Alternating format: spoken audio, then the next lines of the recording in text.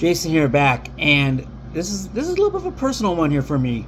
It's not a historical fact or necessarily a some kind of hidden gem of sorts or anything like that as far as history or people is concerned.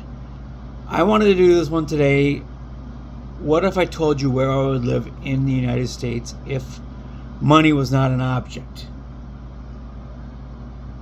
And this gets a little bit complicated, so I'm going to have to break down some of the reasons why I picked this place for where I would live if money was no object. And some of the reasons are financial, but there are other reasons for this one as well. And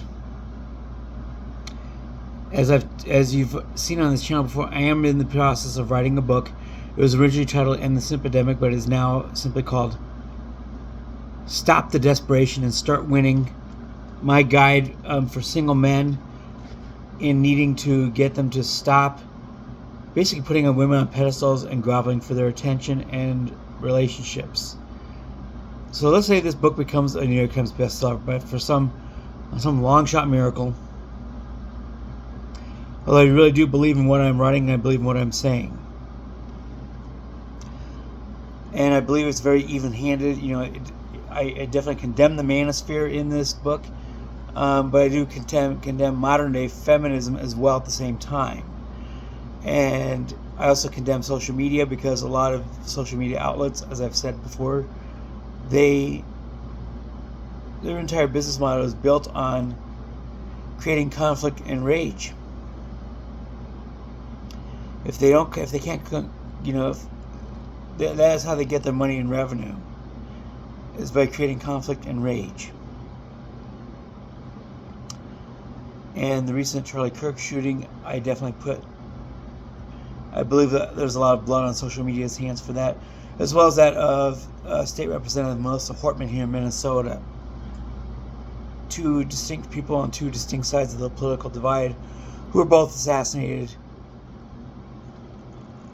We still don't know a lot about the Kirk shooter, but in Hortman's case, it was definitely somebody who was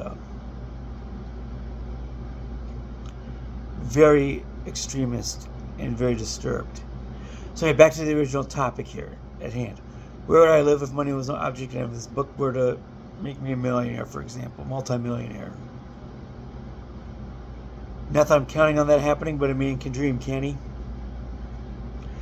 So if I do have that kind of money and resources available to me, I'm going to want to move to a place where a lot of that gets preserved and less of it gets taken away in terms of taxes, fees, and etc. There are 7 states in the United States that don't have an income tax. And this town is in one of them.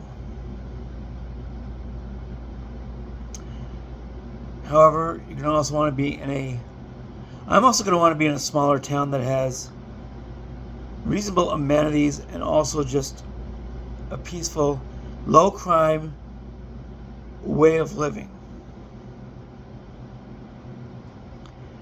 So a lot, good food, good amenities, decent infrastructure relative, a small town in a no income tax state. Now, as far as income tax is concerned, it gets a little bit complicated, because I can think of one low income tax state that has very high property taxes as a result. Of course, that state is Texas. So, cross Texas off. I was raised in southeastern Texas, the Katy metro region. I love what that place has become. It is basically the most racially integrated urban center in the United States.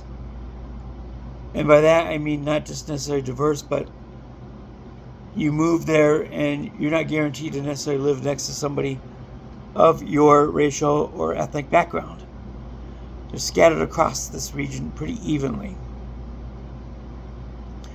But the property taxes in Katy are extraordinarily high. Fortunately, in that particular case, most of that was voted on. Texas is takes great liberty at allowing local jurisdictions to decide their own fate as far as services, taxes, and levies is concerned. But in that regard, with a substantial war chest, that would not be my choice, and neither would any place in the state of Texas. So we got to get down to like other states with low income taxes or no income taxes. Washington is in that particular category, but I don't like the environment socially or politically in most of the state, other than possibly the eastern half, the area around Spokane. But I would not opt for Washington State for various reasons. And Spokane's a little lacking in general infrastructure and really a whole lot of urban wow, or even small town wow. So cross that off. Another no income tax that I think of is South Dakota. I like South Dakota. It's one of the fastest growing states in the United States, despite it still being one of the smallest. The population of South Dakota just crossed 900,000. It's economically very strong, and there are definitely very nice places to live in South Dakota, particularly when you get west of Rapid City and the Black Hills. That said, South Dakota isn't super connected very well with the rest of the country, although Rapid City and Sioux Falls do have commercial airports.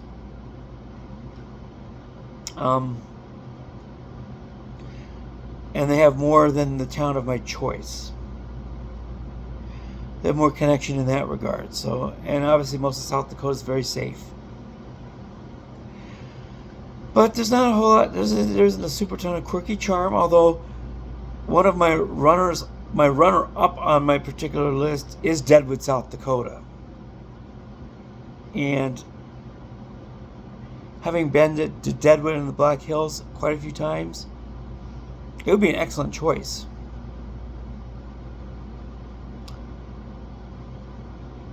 But there's just one town in a different state that just edges it out.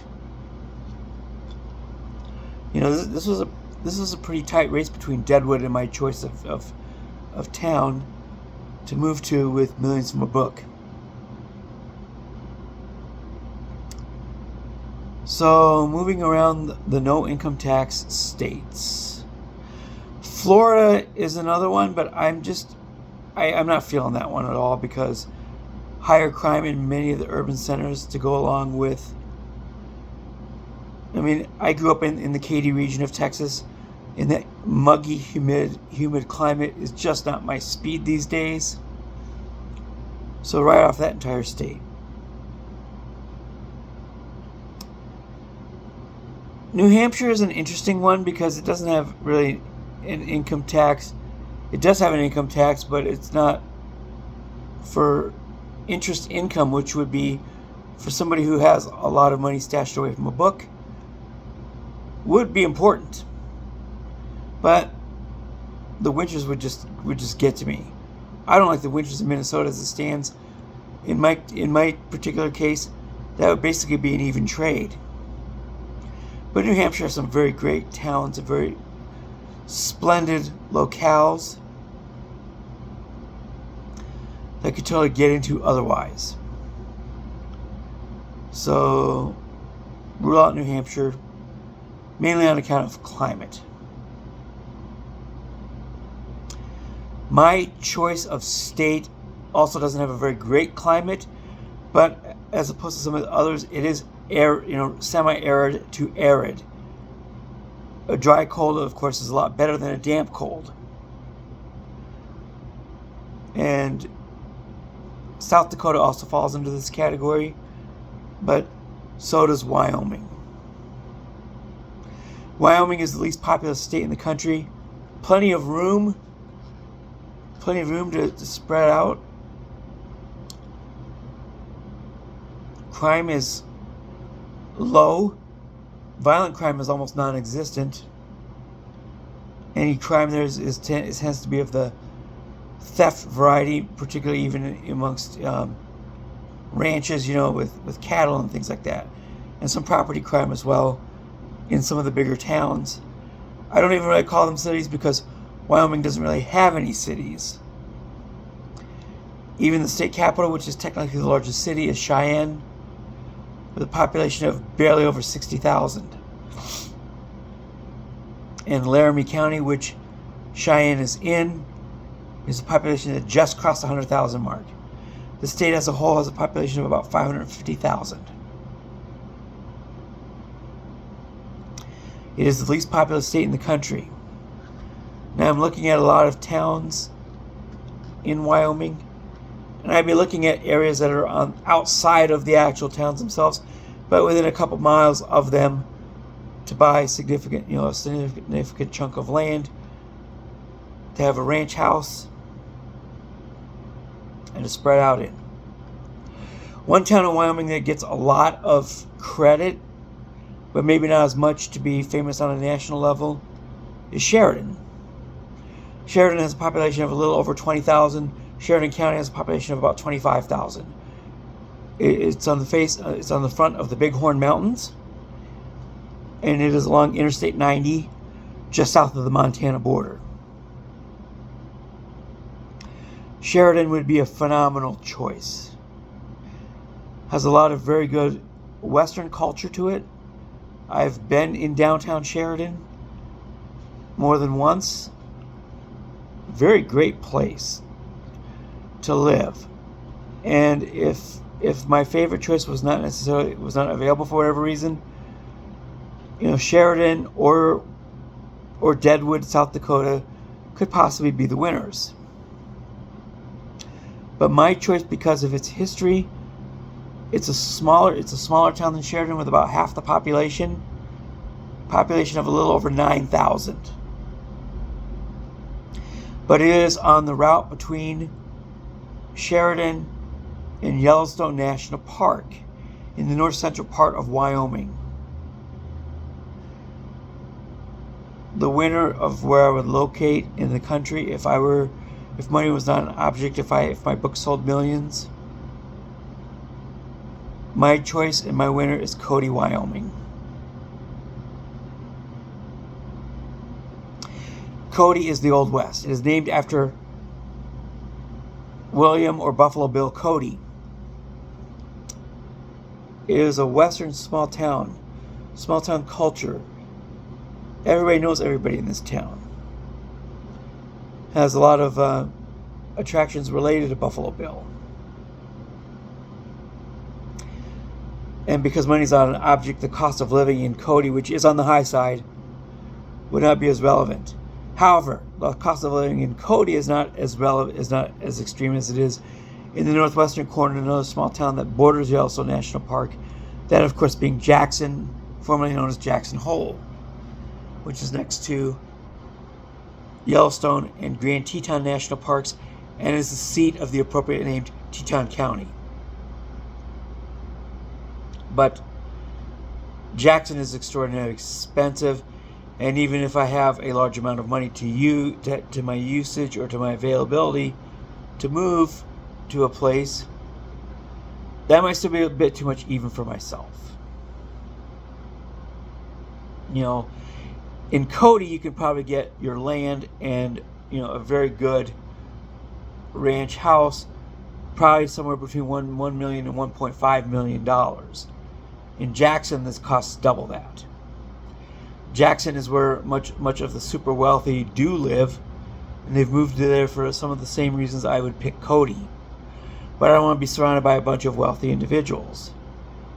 And the town has been changed to basically cater to those people. That is not the case in Cody. Cody still has its old character, even if the cost of living has gotten a little bit steep. But at its heart, it is still very much a small town. It doesn't have to cater necessarily to the wealthy, although people there generally do have a decent amount of money. So, what if I told you that the town I would move to in America, if money was not an object, and if my book sold a few million copies, well, see in north central Wyoming, I would move to Cody, Wyoming. It was fun to basically put some of these regions of the country, pit them against each other, and come up with a winner in my head. But that is my winner, with some very good runners up, by the way. Places I would not mind living in either. I wouldn't mind. Sheridan is a great little city. Northeastern Wyoming. Deadwood, South Dakota is very good. So is Spearfish, for that matter. I didn't mention Spearfish, but it's right along Interstate 90 as well, heading westbound towards Sheridan, Wyoming. I've stayed overnight in Spearfish a couple times. It has a small university / college there, and it is close to Mount Rushmore. And it is very scenic, right in the Black Hills, as is Deadwood.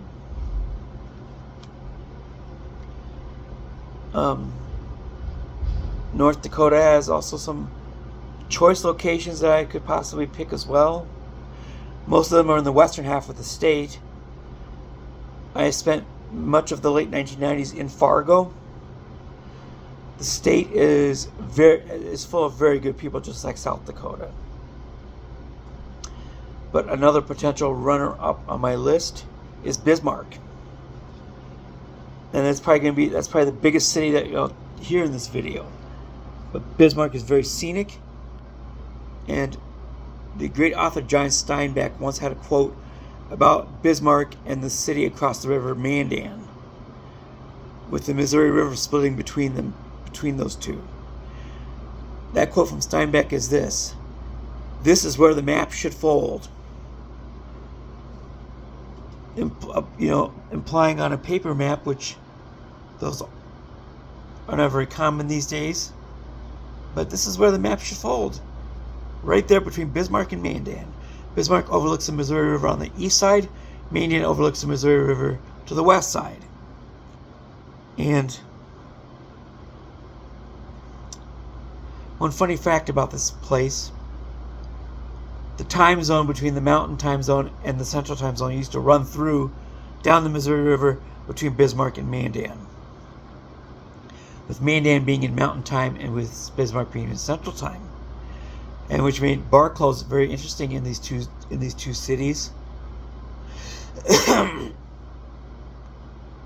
Bars would close in Bismarck, and you could cross the river in Mandan and go and drink for another hour. Not that I would ever encourage this type of behavior, especially today, and you can't do that anymore regardless, because the time zone boundary was moved to include all of Morton County, which is where Mandan is. The entire county is now in central time. But Bismarck and Mandan would both be very excellent choices. They're both very close. They're both about 100 miles east of Theodore Roosevelt National Park, which has got some major league scenery of its own. You don't think of rugged hills or badlands when you think of North Dakota, but yes, there is a small part of this state that is actually very, very scenic, and those two parts are it. So anywho, what if I told you where I would move if money was no object? Cody, Wyoming. This was fun to do. Enjoy your Friday. Have an awesome weekend, everyone. And speaking of drinking and driving, don't do anything stupid, guys. Call for your ride home from your bars tonight or this weekend. And I'll say it, and I'll be back tomorrow. Peace out, homies.